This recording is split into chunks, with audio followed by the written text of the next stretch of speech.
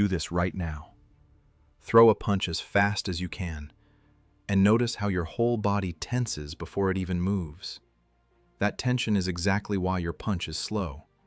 Shaolin monks train for years to remove that single mistake, and it's the difference between a punch you can see and one that seems to vanish. Here's the reality. Over 90% of people throw punches incorrectly, even those who train regularly. They focus on strength, on muscle, on hitting harder, but completely ignore the mechanics that actually create speed. And the problem is bigger than it looks, because every small mistake compounds. A stiff shoulder, a tight fist, a delayed hip. Each one slows you down milliseconds at a time. And in striking, milliseconds are everything. The good news? Once you see these mistakes, you can fix them almost immediately. I'm going to show you 5 Shaolin principles that almost nobody corrects. 5 precise mistakes that are secretly killing your punch speed. We'll break them down step by step, from your hand all the way to your feet, and I'll give you simple fixes you can practice in your own room. By the end, you'll understand how to generate speed without losing power, and your punch will feel completely different the next time you throw it. Shaolin striking is built on one core idea. The body moves like a whip, not like a hammer.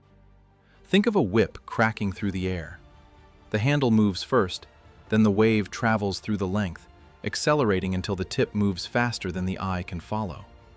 That's exactly how your body is supposed to work. If instead your body behaves like a rigid stick, everything moving at once, you lose that acceleration. You become predictable, heavy, and slow. This isn't just philosophy. A 2018 biomechanics study on striking velocity showed that elite fighters generate speed through sequential acceleration, starting from the ground, transferring through the hips, torso, shoulder, and finally, the hand. Shaolin training has applied this principle for centuries, long before modern science explained it. So every mistake we're about to fix comes back to one question. Are you moving like a whip or like a rigid bar? Now let's break it down. Mistake 1. The iron fist too early. Most people make a fist before they even start the punch. That seems logical. After all, you want to hit with a solid fist.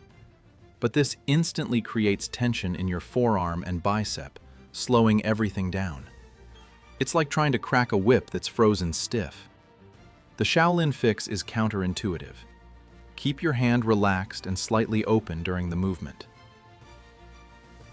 Only close your fist in the final split second before impact.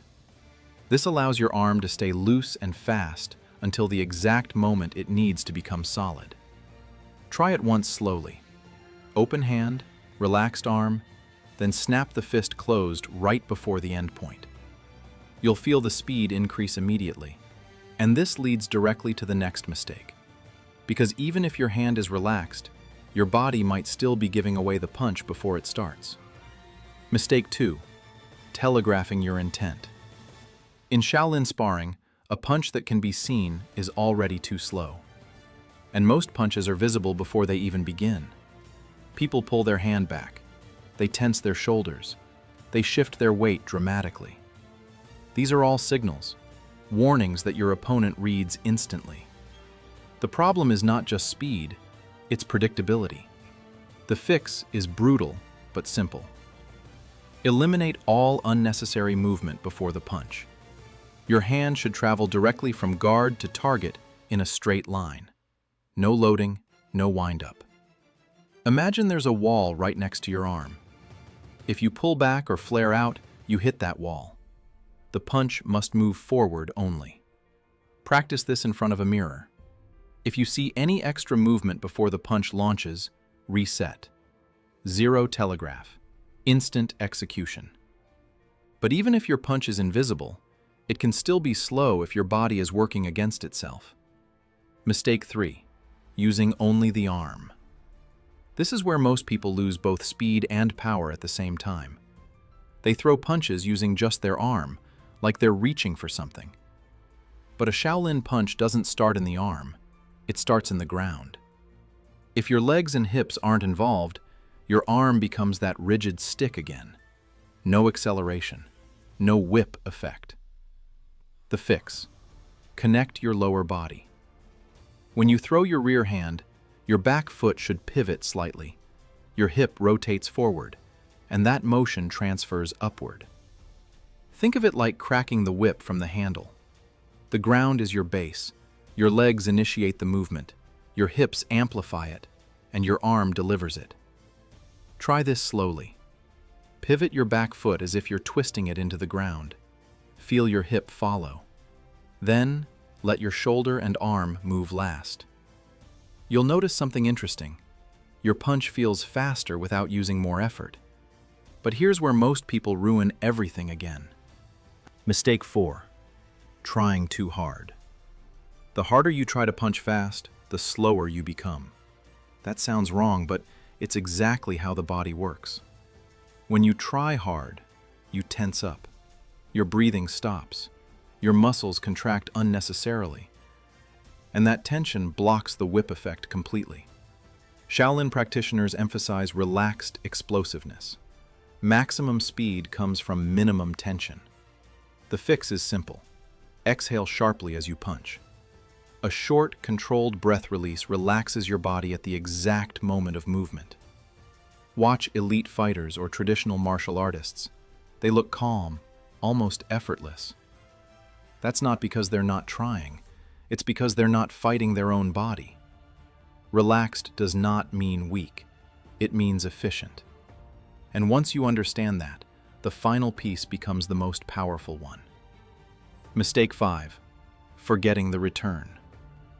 Most people think the punch ends at impact. In Shaolin training, that's only half the movement. The real speed comes from the return.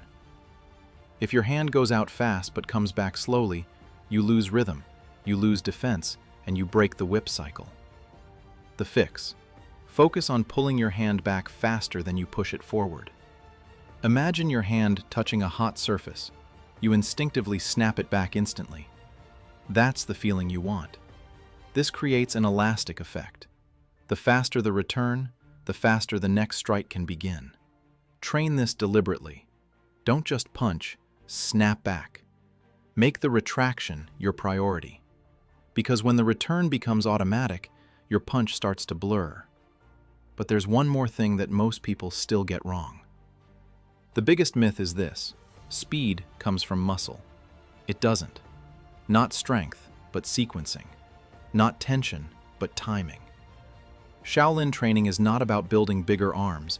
It's about refining how your body transfers energy. A smaller, relaxed fighter with perfect mechanics will always punch faster than a stronger, tense one. It's not about adding more. It's about removing what slows you down. That's why these small corrections matter so much. They're not minor details. They're everything. You now understand the 5 keys. Relax your hand until the last moment. Eliminate all telegraphing. Drive the punch from the ground up. Stay relaxed and breathe out. Snap your hand back instantly. Put together, this turns your body into a whip instead of a rigid bar. You now know more about real punching speed than most people who train for years. Here's your challenge. For the next 5 minutes, stand in front of a mirror and throw slow, relaxed punches, focusing only on one thing. No tension until the final moment. Just 5 minutes. Once you feel that difference, your speed will change almost instantly.